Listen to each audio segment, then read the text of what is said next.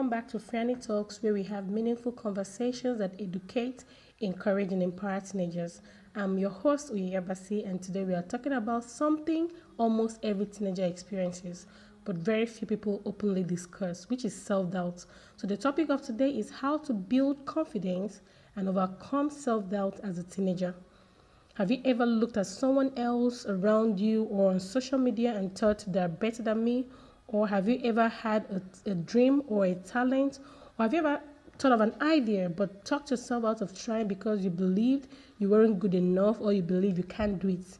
If you answered yes to any of those questions, then this episode is especially for you, because today we are going to learn how to build real confidence and stop allowing self-doubt to control our lives. Self-doubt is an internal state of uncertainty and a lack of self-confidence in your own abilities, in your decisions, or self-worth. It shapes your behavior like indecisiveness, procrastination, unintentionally sabotaging yourself.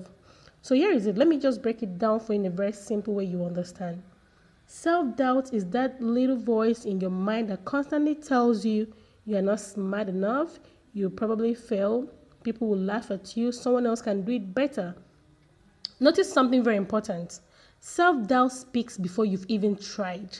Before you even talk to yourself, self-doubt has spoken. So it convinces you that failure is certain before you've taken your first step. The truth is, most of the things we fear never actually happen, yet we spend so much time worrying about it. Why do so many teenagers struggle with self-doubt? There are just a few. There are so many things that I've come to realize or I've come to see in most teenagers, but we are going to talk about a few in today's episode. So number one is comparing yourself to others. One of the biggest confidence destroyer is comparison. Social media has made it look like everyone else has figured life out already.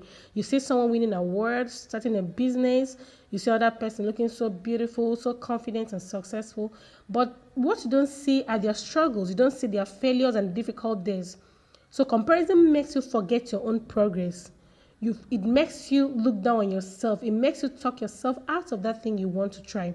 Remember this, never compare your behind the scenes to someone else's highlight reel, because you can't actually tell what they're passing through. You can't actually tell how they've dealt with this particular thing and how they've moved from it. So learn to avoid comparing yourself to people. Then the second thing is maybe past experiences. It can be fear of failure. It can be previous failures you've encountered. It can be unresolved criticism. So many teenagers think if I fail, people will laugh at me, or have failed once, so I'm not ready to try anything else again. So instead of trying, they do nothing. But here's the truth. Failure doesn't define you. Failure teaches you that every successful person you admired has failed many times before succeeding. I remember something that happened during my university days. I came into the university through direct entry, and there was this course mate of mine who was older than me. She had several carryover courses, and one day I overheard her talking to a friend. She said, I don't think I can handle this anymore. I'm so disappointed in myself. With all these carryovers, I already feel like I'm failing, like I'm not actually going to graduate with my set, or I may not actually graduate with a good result. As I listened, I could hear the pain in her voice. I wasn't even close to her at then. I knew she was not just talking about her grade. She was talking about how she saw herself. I walked over to her and said something very simple. The fact that you have carryovers does not mean you're a failure, or the fact that you failed a particular course does not mean you've actually failed or you're a dummy. I believe you can work on yourself, you clear those carryover courses and still graduate with a good result. So the moment I said those words to her, I saw her face change. It was as if someone had reminded her that there was still hope. She didn't just become successful overnight, of course. She still had to study harder, stay disciplined, and keep going. But something changed inside her. She started believing that she could succeed. She worked hard. She cleared every one of those carryover courses, and we ended up graduating together. And she did not end up spending an extra year. So that experience taught me something I'll never forget. Sometimes people don't need someone to solve their problems. They need someone to remind them that their current situation is not their final destination. Your setbacks do not define your future. They only become permanent if you stop trying. Sometimes the biggest obstacle isn't failure itself. It's believing that because you failed, you can never succeed.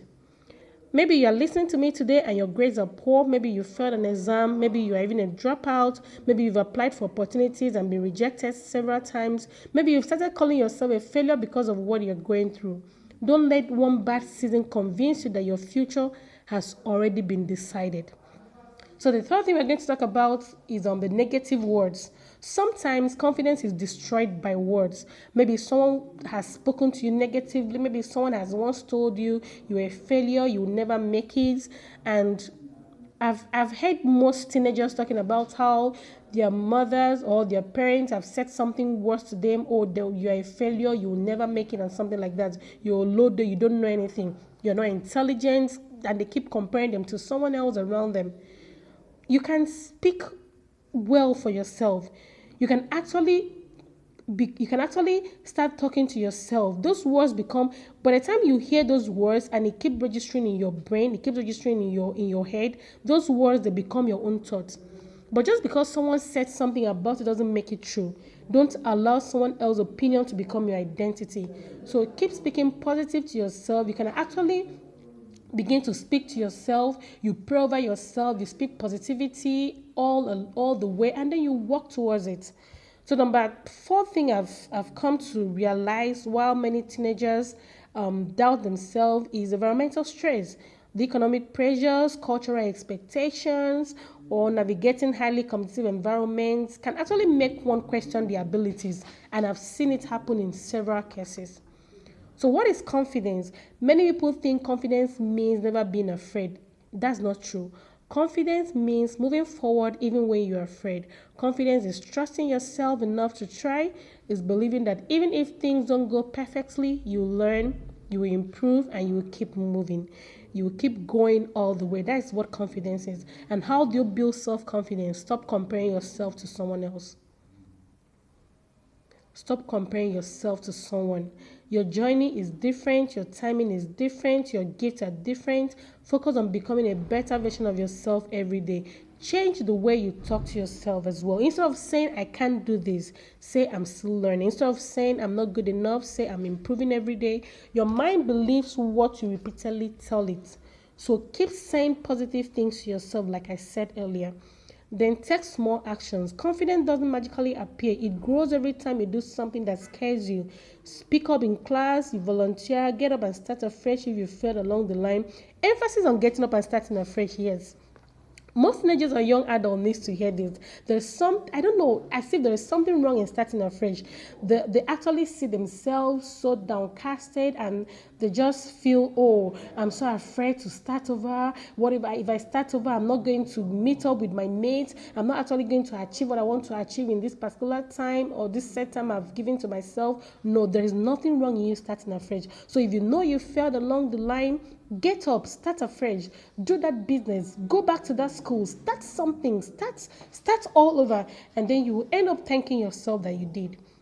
Start the business. The more action you take, the more confidence you build.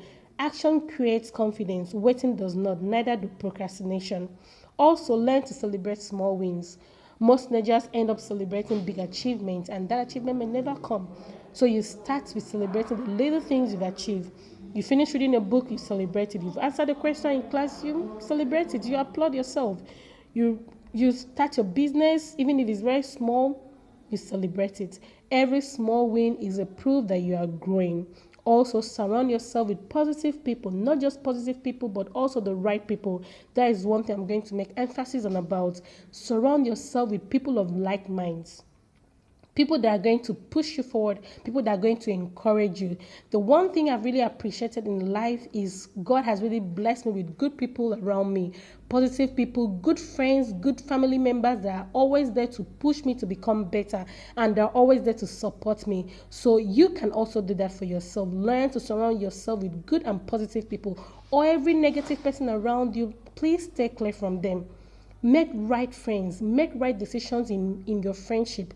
So the people around you influence how you see yourself. Spend time with people who encourage you, people who challenge you, people who celebrate your progress. Avoid people who constantly make you feel small. You don't need such people around you if you're trying to build your self-confidence. So if there is one thing I want you to remember today is this: confidence isn't something you're born with, it's something you build.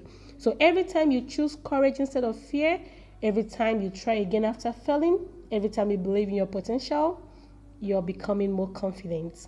Don't wait until you feel ready. Take the first step. Your future self will thank you.